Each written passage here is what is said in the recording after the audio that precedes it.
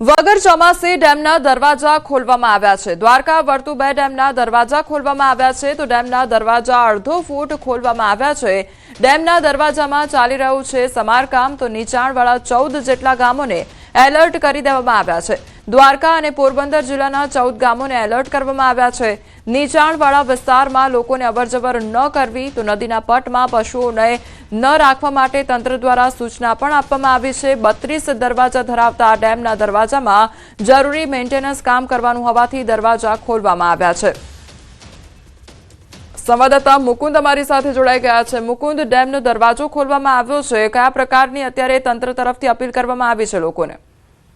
જી, ખાસ વાત કરવામાં આવે તો દ્વારકા જિલ્લાના ભાણવડ પાસે આવેલો આ જે વર્તુ 2 ડેમ છે, આ વર્તુ 2 ડેમના જે 32 દરવાજા છે, આ 32 દરવાજાનું જરૂરી મેન્ટેનન્સ રિપેરિંગ કામ કરવાનું હોવાથી 4 દરવાજા છે તે અડધો ફૂટ સુધીના ખોલવામાં આવ્યા છે અને જે નીચાણવાળા વિસ્તાર છે પોરબંદર જિલ્લો અને દ્વારકા જિલ્લાના 14 જેટલા જે ગ્રામ્ય વિસ્તાર છે, આ ગ્રામ્ય વિસ્તારને તંત્ર દ્વારા જે એલર્ટ કરવામાં આવે છે। નીચાણવાળા વિસ્તારમાં જે માલ ઢોર પશુ તે અને જે માણસો છે તેને પણ અવર જવર ન કરવા ખાસ સૂચના આપવામાં આવી છે।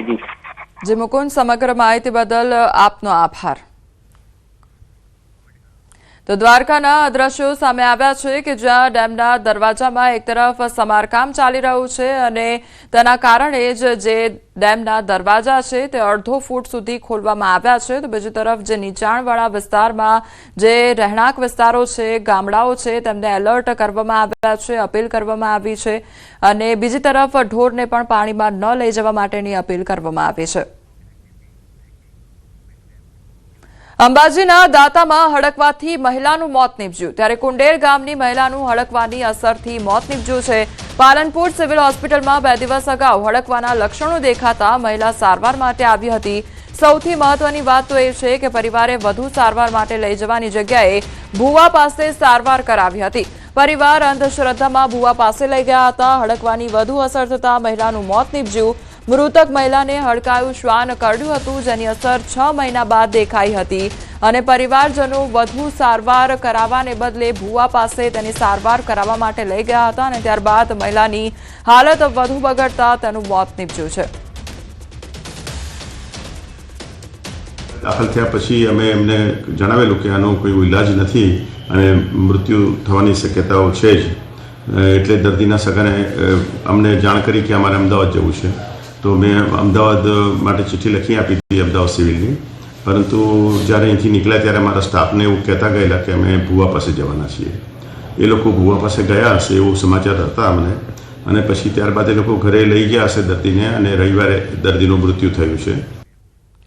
અમદાવાદ આરટીઓએ 2025માં દંડ વસૂલમાં નોંધપાત્ર વધારો નોંધ્યો છે। 2024માં આરટીઓએ કુલ 7.16 કરોડ રૂપિયાનો દંડ વસૂલ કર્યો હતો જ્યારે 2025માં આ રકમ વધીને 10.40 કરોડ રૂપિયા થઈ એટલે કે 45% વધારો થયો છે। મહત્વનું છે કે સૌથી વધુ દંડ ઓવરલોડ માટે 2.24 કરોડ, ઓવર ડાયમંડ માટે 1.12 કરોડ અને ઓવર સ્પીડ માટે 92 લાખ રૂપિયાની વસૂલાત થઈ છે તો બીજી તરફ ફિટનેસ માટે 49 લાખ, પરમિટ માટે 39.8 લાખ, એલઈડી લાઇટ માટે 11.86 લાખ, હેલ્મેટ માટે 1.36 લાખનો દંડ વસૂલ કરવામાં આવ્યો છે।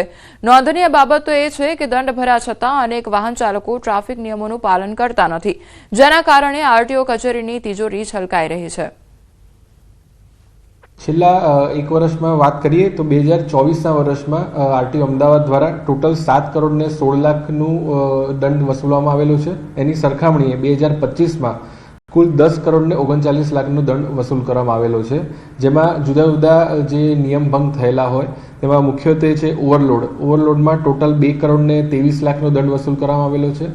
ત્યારબાદ ઓવર ડાયમેન્શન જે વ્હીકલ છે તેમાં 1 કરોડ ને 12 લાખનો દંડ વસૂલ કરવામાં આવેલો છે। સુરત શહેરના પીવાના પાણી માટે કરોડો રૂપિયાના ખર્ચે તાપી નદીમાં નિર્માણ પામતા સરથાણા ઇન્ટેકવેલના કામમાં ગંભીર ટેકનિકલ ખામીઓ સામે આવી છે તો ઇન્ટેકવેલ એક તરફ ઝૂકી જતા તેની સ્ટ્રક્ચરલ સ્ટેબિલિટી પર મોટો સવાલ ઊભો થયો છે। આ મુદ્દે આમ આદમી પાર્ટીના પ્રદેશ સંગઠન મંત્રી રામ ધડુક અને સુરત મહાનગરપાલિકાના આપ કોર્પોરેટર મહેશ અણગણે સ્થળ પર જઈ સ્થિતિની ગંભીરતા જાતે નિહાળી હતી। મુલાકાત કરી જણાવ્યું કે તાત્કાલિક આ ઇન્ટેકવેલનો સ્ટ્રક્ચરલ સ્ટેબિલિટી રિપોર્ટ તૈયાર કરવામાં આવે તો હાઇડ્રોલિક અને સ્ટ્રક્ચરલ એન્જિનિયરો દ્વારા સ્પોટ વિઝિટ કરાવવામાં આવ્યો અને તેમની ભલામણો બાદ જ આગળની કામગીરી હાથ ધરવામાં આવે. જો કે આ મામલે સુરત મહાનગરપાલિકા દ્વારા માહિતી આપવામાં આવી. કાર્યપાલક ઇજનેર મિનેશ પટેલે જણાવ્યું કે તાપી નદીમાં ઇન્ટેકવેલ નમી ગયું અને એ જોખમકારક નથી. ઇન્ટેકવેલ બાંધકામ સમયે આ પ્રકારની ઘટના બનતી હોય છે.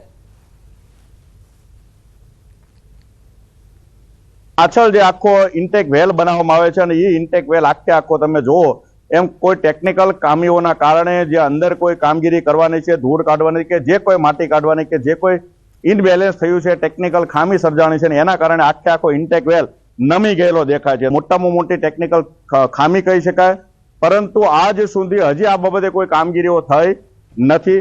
હાલમાં આ ચોમાસા પછીથી ફરી એકવાર નવું કન્સ્ટ્રક્શનનું કામ અહીંયા ચાલુ કરવામાં આવ્યું છે અને અત્યારે ખૂબ ટેકનિકલ ખામી આ ઇન્ટેક વેલ બનાવવામાં થઈ રહી છે. હાલ જો આ કામને આ સ્થિતિમાં આગળ વધારવામાં આવે તો ભવિષ્યની અંદર ખૂબ મોટી ટેકનિકલ ખામી સર્જાઈ શકે છે. હાલમાં ચોમાસાની ઋતુને કારણે મે બી સ્કાવરિંગ જે થયું હોય અને જે રેતી નીચેથી થઈ હોય એટલે જે નીચે ધોવાણ થવાને કારણે જે જગ્યા સર્જાઈ હોય એમાં આ પોતાના સેલ્ફ વેઇટથી એક સાઈડ પર એ નમી જતો હોય છે. એવું કોઈ જોખમ નથી. આ કામગીરી પ્રગતિ હેઠળ છે અને આ એક ટેકનિકલી જનરલ ફિનોમેના હોય છે. ભૂગર્ભમાં જે સોઇલ આવશે, સોઇલની કન્ડિશન હોય છે તે પ્રમાણે આ કૂવામાં એને જ્યારે સિંકિંગ કરે છે ત્યારે કોઈ સાઈડ પર નમી જવાની ઘટનાઓ કે ટિલ્ટિંગ થવાની ઘટનાઓ કામગીરી દરમિયાન જનરલ ને સામાન્ય રીતે બનતી હોય છે.